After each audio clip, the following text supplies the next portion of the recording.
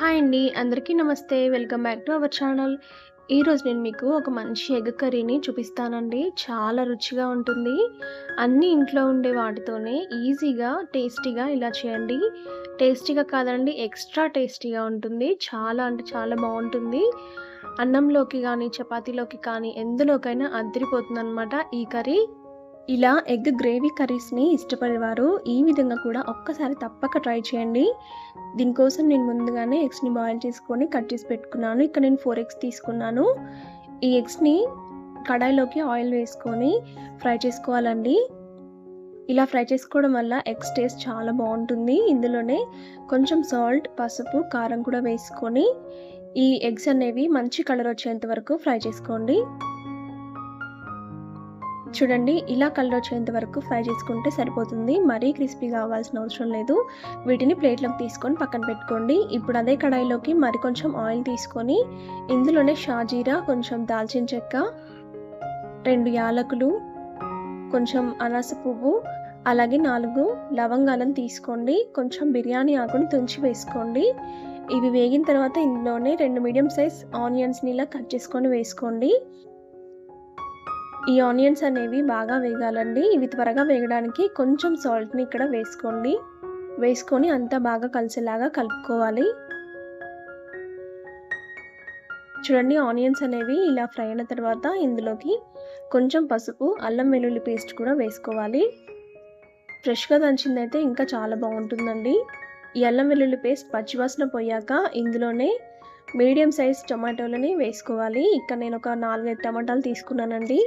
ఇలా చిన్న ముక్కలుగా కట్ చేసుకొని వేసుకోవాలి. ఇందులోనే రుచికి సరిపడినంత సాల్ట్ వేసుకొని అంతా బాగా కలిసేలాగా కలుపుకోండి. ఈ కర్రీ టేస్ట్ చాలా బావుంటుందండి. మీరు ఇంతవరకు ఇవి చూసి ఉండరనమాట. చూడండి, మనకి టొమాటోస్ అయితే సాఫ్ట్ అయ్యాయి. ఇలా సాఫ్ట్ అయ్యేంత వరకు వేయించుకోవాలి. ఇందులోనే రుచికి సరిపడినంత కారాన్ని వేసుకోండి. ఇక్కడ నేను 1½ టేబుల్ స్పూన్ వరకు వేస్తున్నాను. 1½ టేబుల్ స్పూన్ సరిపోయిందండి కారం. కారం బాగా ఫ్రై అయిన తర్వాత ఇందులోనే కొంచెం ధనియాల పొడి, కొంచెం గరం మసాలా పొడి వేసుకోండి. మసాలాలేవి మాడకుండా స్టవ్‌ని సిమ్‌లో పెట్టుకొని అంతా బాగా ఫ్రై చేసుకోవాలి. ఇవన్నీ బాగా ఫ్రై అయిన తర్వాత చూడండి, ఇందులోకి 1½ టేబుల్ స్పూన్ వరకు పెరుగుని తీసుకొని గిలకొట్టి ఇందులోకి వేసుకోండి. స్టవ్‌ని సిమ్‌లో మాత్రమే పెట్టుకొని ఈ పెరుగుని కొంచెం సేపు వేయించుకోవాలి. ఆయిల్ అనేది పైకి తేలాలండి. అలా తేలేంత వరకు ఫ్రై చేసుకుంటే సరిపోతుంది. ఈ పెరుగు వేయడం వల్ల ఈ కర్రీ టేస్ట్ అనేది అద్భుతంగా ఉంటుందండి.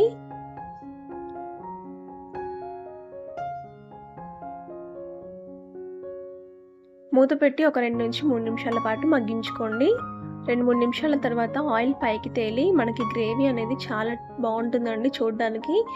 ఇప్పుడు ఇందులోకి మనం వేయించి పక్కన పెట్టుకున్న గుడ్లని వేసుకోండి. వేసుకొని అంతా బాగా కలిసేలాగా కలుపుకోండి. ఈ కర్రీ టేస్ట్ అనేది గుడ్లకు పట్టి చాలా టేస్టీగా ఉంటుందండి.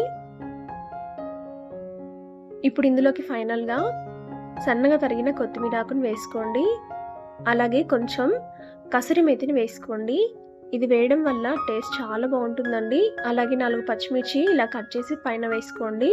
వీటి టేస్ట్ కూడా చాలా బావుంటుంది. ఇవన్నిటిని ఒకసారి కలిపేసుకొని డిష్ అవుట్ చేసుకుంటే టేస్టీ ఎగ్ కర్రీ రెడీ. చాలా అంటే చాలా బావుంటుందండి టేస్ట్. మీరు యూట్యూబ్‌లో ఎక్కడ చూసి ఉండరు ఈ కర్రీ. తప్పక ట్రై చేయండి. మీకు ఎలా వచ్చిందో నాకు కామెంట్ చేయండి. మీకు నచ్చితే లైక్ చేయండి, షేర్ చేయండి. ఇలాంటి మరిన్ని రెసిపీస్ కోసం సబ్స్క్రైబ్ చేసుకోండి.